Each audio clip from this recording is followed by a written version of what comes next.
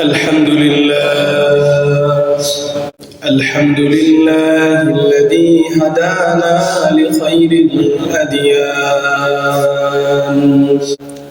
وما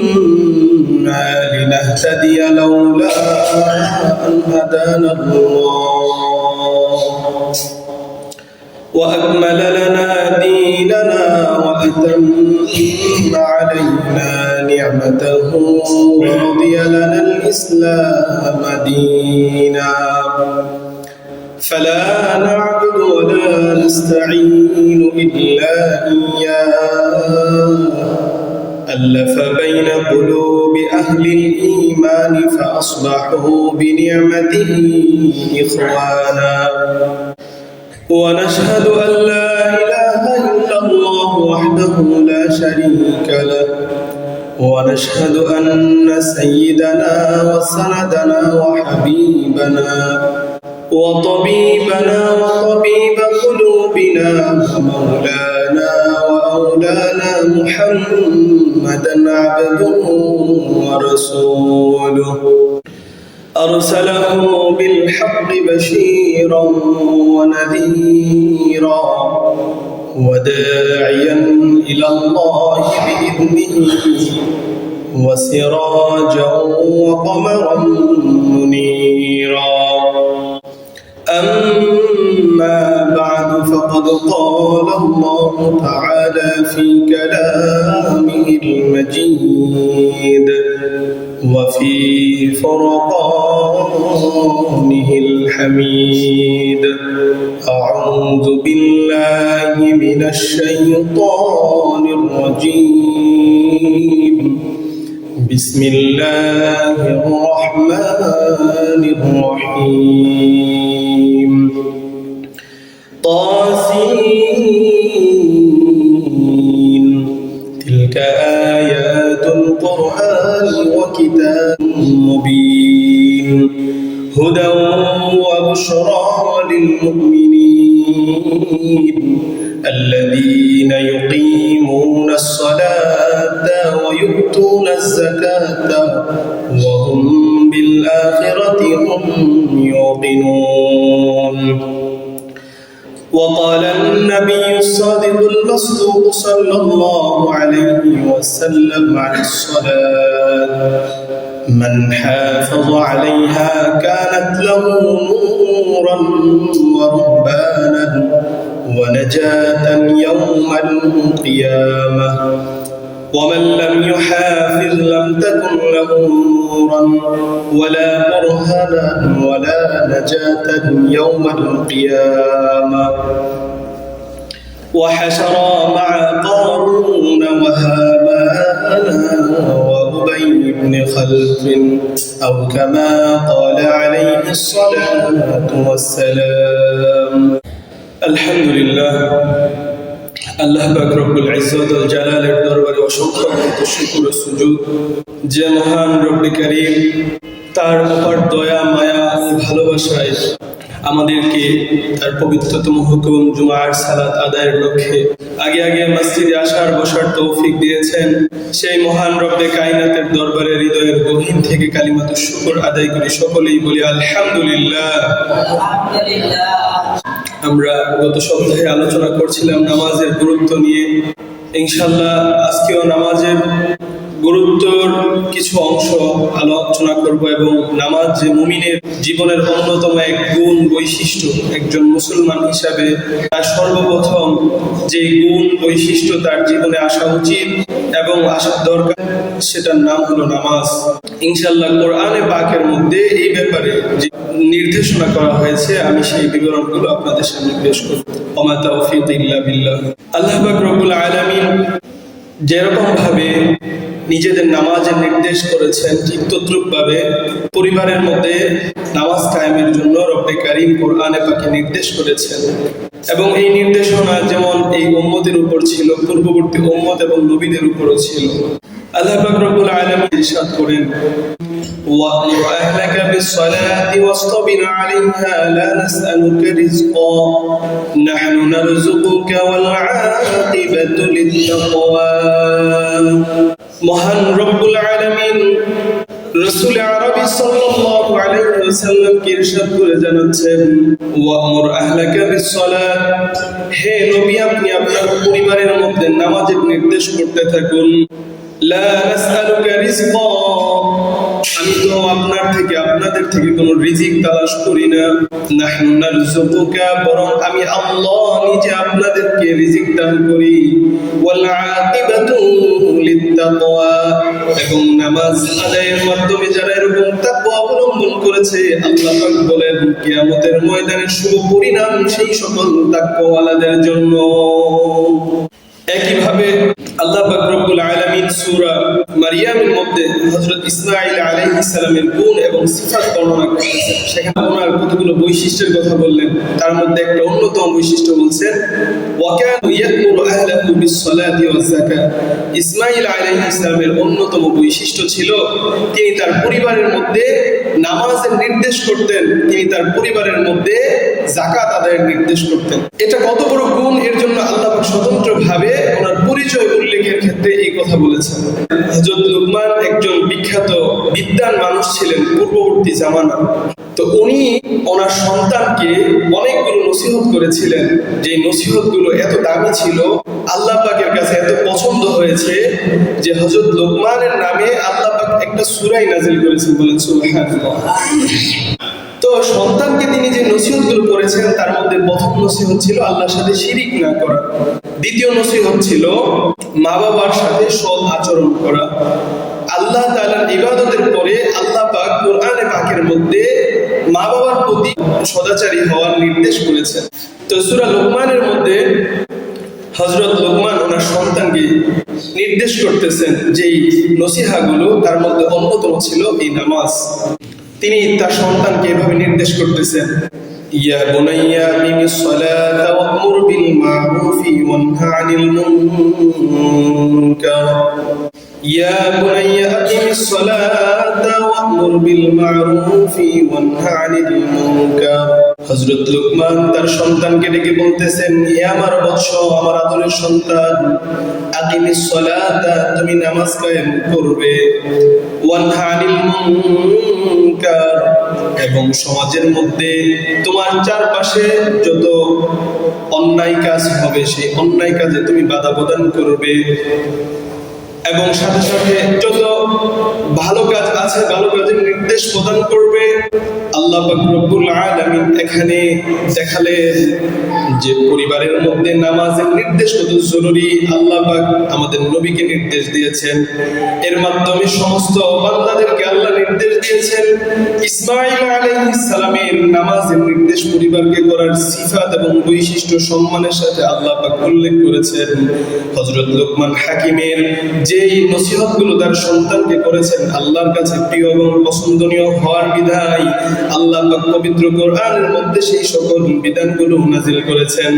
এখানে লুকমান হাকিম তার সন্তানকে যেভাবে নামাজের নির্দেশ করেছেন, ঠিক তদ্রূপভাবে হযরত ইব্রাহিম আলাইহিস সালাম যখন তার বিবি হাজরা স্ত্রী এবং তার শিশু সন্তান ইসমাঈলকে পবিত্র কাবাগৃহের কাছে এসে এক বিরান মরুভূমির মধ্যে রেখে যান, ওই সময় হযরত ইসমাঈল আলাইহিস সালাম এবং বিবি হাজরাকে রেখে যাওয়ার কি উদ্দেশ্য ছিল, কোরআনের ভাষায় আল্লাহ পাক উল্লেখ করতেছেন। ইব্রাহিম আল্লাহকে ডেকে বলতেছেন, রব্বানা ইন্নী আসকানতু মিন যুররিয়্যাতি বিওয়াদিন গায়রি যী যার'ইন ইনদা বাইতিকাল মুহাররম।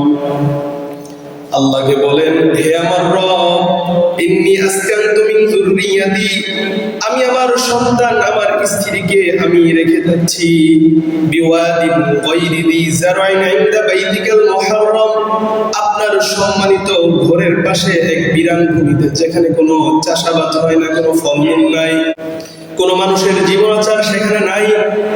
রব্বানা লিয়ুকিমুস সালাতা ফাজআল আফইদাতাম মিনান নাস। এখানে আল্লাহ পাক বলতেছেন, ইব্রাহিম বলতেছে তার উদ্দেশ্য কি, লিয়ুকিমুস সালাতা, মালিক যেন করে আমার এই স্ত্রী সন্তানরা নামাজ কায়েম করে। বলেন সুবহানাল্লাহ। ফাজআল আফইদাতাম মিনান নাস তাহওয়ি ইলাইহিম, এই বিরান মরুভূমি যেখানে কোনো মানুষ নাই, যেখানে কোনো ফলমূল নাই, চাষাবাদ নাই, কোনো খাবার নাই, এই বিজন মরুবিয়ানের মধ্যে আমি আমার স্ত্রী সন্তানকে রেখে যাচ্ছি।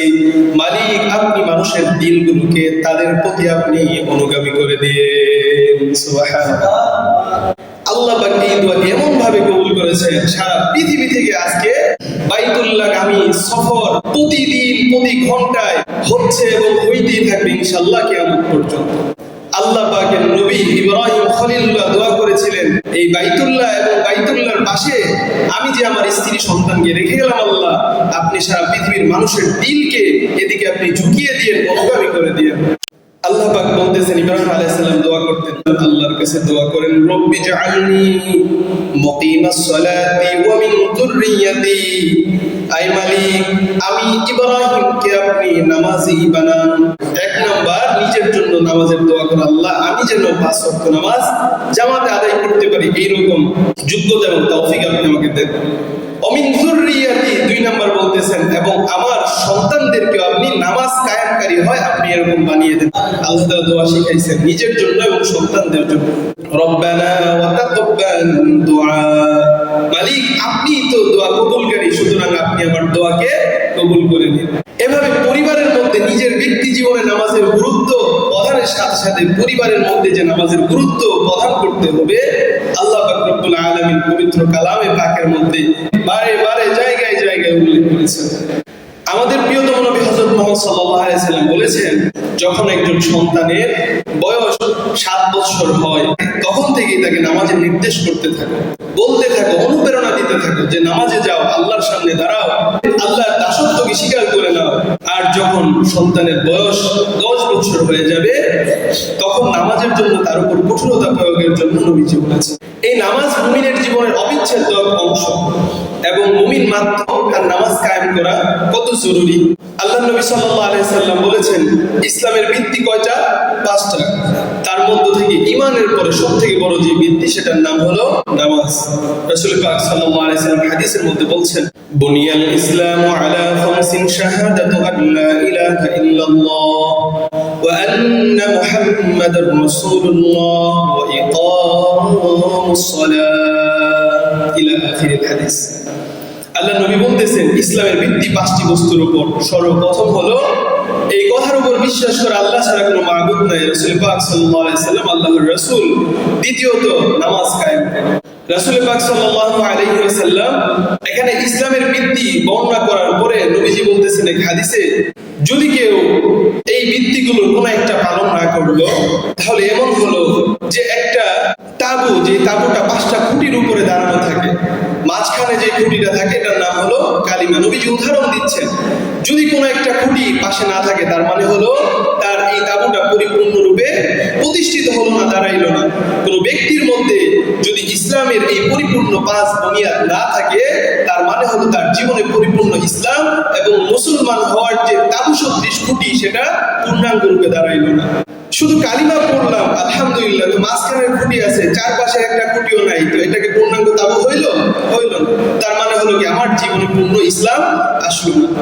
তো আল্লাহ পাক রব্বুল আলামিন মুমিনের যে বৈশিষ্ট্য এই নামাজ, সূরা আনফালের মধ্যে আল্লাহ তাআলা মুমিনের কতগুলো বৈশিষ্ট্য বর্ণনা করেছেন, তার মধ্যে প্রকৃত মুমিনের বৈশিষ্ট্যের মধ্যে নামাজকে অন্যতম উল্লেখ করেছেন। আল্লাহ পাক ইরশাদ করছেন, ইন্নামাল মুমিনুনা আল্লাযীনা ইযা যুকিরাল্লাহু ওয়াজিলাত কুলুবুহুম ওয়া ইযা তুলিয়াত আলাইহিম আয়াতুহু যাদাতহুম ঈমানান ওয়া আলা রাব্বিহিম ইয়াতাওয়াক্কালুন الذين يقيمون الصلاة ومما رزقناهم ينفقون أولئك هم المؤمنون حقا لهم درجات عند ربهم ومغفرة ورزق كريم। মহান রব্বুল আলামিন এখানে বলেন, ইন্নামাল মুমিনুনা আল্লাযীনা, মুমিন হলো তারা, ইযা যুকিরাল্লাহু ওয়াজিলাত কুলুবুহুম, যখন তাদের সামনে আল্লাহর কথা স্মরণ করা হয়, জিকির করা হয়, আল্লাহর আলোচনা হয়, ওয়াজিলাত কুলুবুহুম, তাদের হৃদয়গুলো ভয়ে কেঁপে ওঠে, ওয়া ইযা তুলিয়াত আলাইহিম আয়াতুহু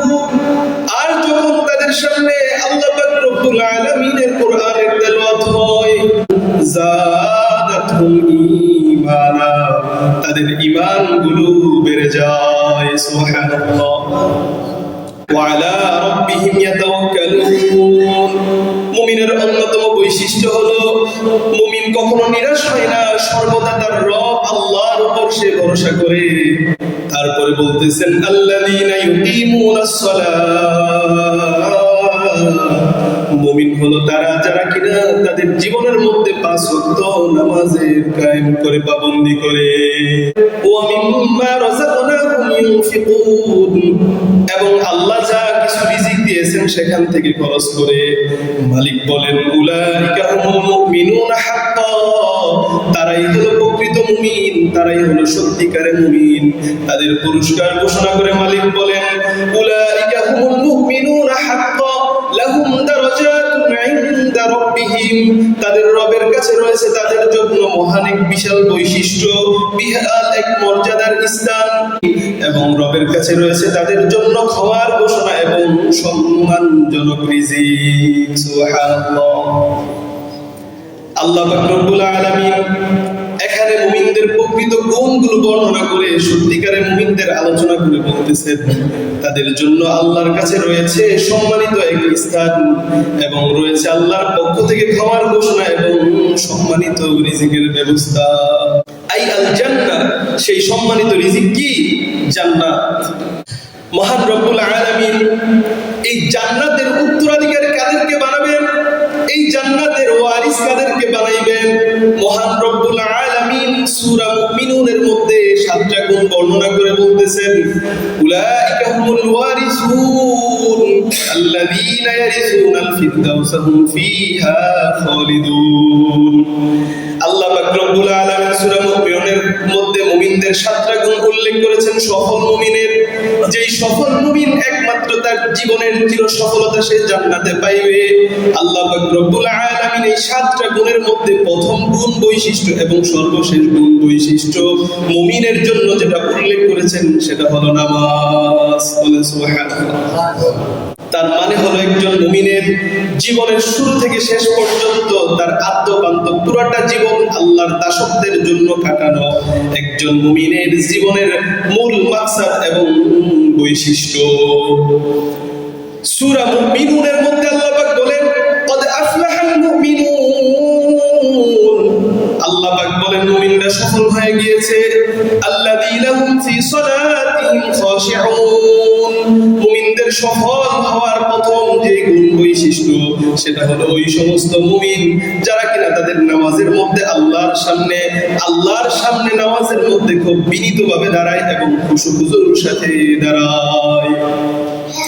আল্লাহ পাক রব্বুল আলামিন এখানে 7টা গুণ উল্লেখ করেছেন। তারপরে ধারাবাহিকভাবে আল্লাহ তাআলা বলতেছেন 2 নাম্বার গুণ হলো তারা যাকাত আদায় করে, 3 নাম্বার গুণ হলো তারা তাদের অহেতুক এবং অনর্থক বিষয়াদি থেকে নিজেদেরকে বিরত রাখে, 4 নাম্বার গুণ হলো তারা তাদের লজ্জা স্থানকে হেফাজত করে, 5 নাম্বার গুণ হলো আল্লাহ পাক বলেন তারা যখন ওয়াদা করে ওয়াদাকে পূর্ণ করে, 6 নাম্বার গুণ মালিক বলেন মুমিন যখন কারো কিছু জিনিস আমানত রাখে সেই আমানতকে রক্ষা করে, 7 নাম্বার আল্লাহ পাক আবার বলতেছেন ওয়াল্লাযীনা হুম আলা সালাওয়াতিহিম ইউহাফিজুন। তারা হলো ওই সমস্ত মুমিন যারা কিনা তাদের নামাজের প্রতি তারা যত্নবান হয়। 1 নাম্বার বলেছেন নামাজের মধ্যে বিনীত হয়, 7 নাম্বার বলেছেন নামাজের প্রতি যত্নবান হয়। কিভাবে যত্নবান হবে? সময় মতো নামাজ আদায় করাকে বলে নামাজের প্রতি যত্নবান হয়। 5 ওয়াক্ত নামাজ জামাতের সহিত সময় মতো আদায় করা হলো নামাজের প্রতি যত্নবান হওয়া। তারপরে আল্লাহ তাআলা ঘোষণা করতেছেন উলাইকা হুমুল ওয়ারিসুন। তারাই হলো উত্তরাধিকারী, তারাই হলো মালিক। আল্লাযীনা ইয়ারিসুনাল ফিরদাউস। যাদেরকে আল্লাহ পাক জান্নাতুল ফিরদাউসের মালিক বানিয়ে দিবেন।